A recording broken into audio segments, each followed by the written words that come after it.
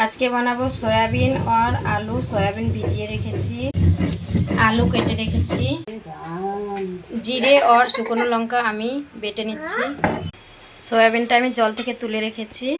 এখন আমি করে নিচ্ছি হালকা গরম মশলা, হালকা ভেজে নেব 2 থেকে 3 মিনিট। জিরে और শুকনো লঙ্কা আমার পিসা হয়ে গিয়েছে। গরম মশলা 2 মিনিট হয়ে গিয়েছে, এখন আমি নামিয়ে নেব। গরম মশলা নামিয়ে নিয়েছি। কড়াইয়ে আমি তেল দিয়ে দিচ্ছি। তেলে এখন আমি আলু ভেজে নিচ্ছি।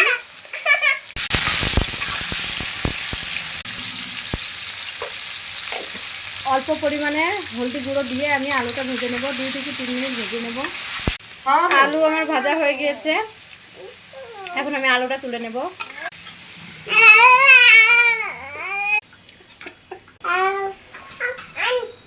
কড়াইয়ে অল্প আমি তেল অ্যাড করে নিলাম। তেল গরম হয়ে গিয়েছে, এখন আমি সয়াবিনটা গরম তেলে ভেজে নেব।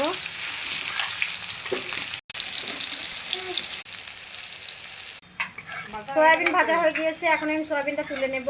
কমসে কম আমি সয়াবিনটা 3 থেকে 4 মিনিট ভেজে নিয়েছি।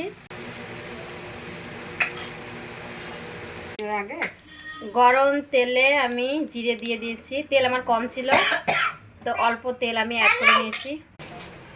তেলে আমি জিরে দিয়ে রেখেছি, এখন আমি দিয়ে দেবো একটা তেজপাতা।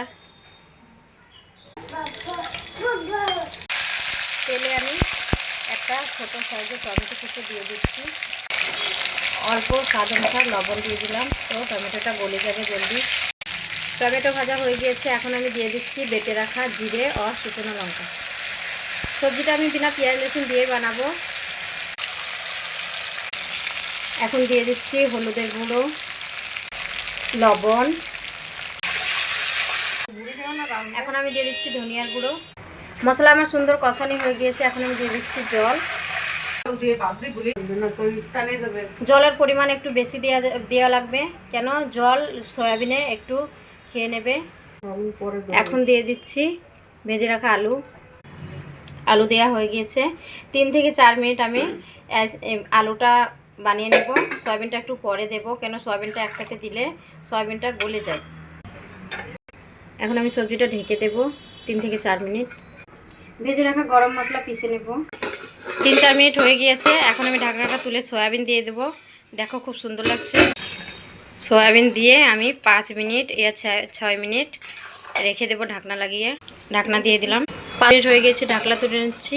গরম মশলা হয়ে গিয়েছে আমার রান্নাটা।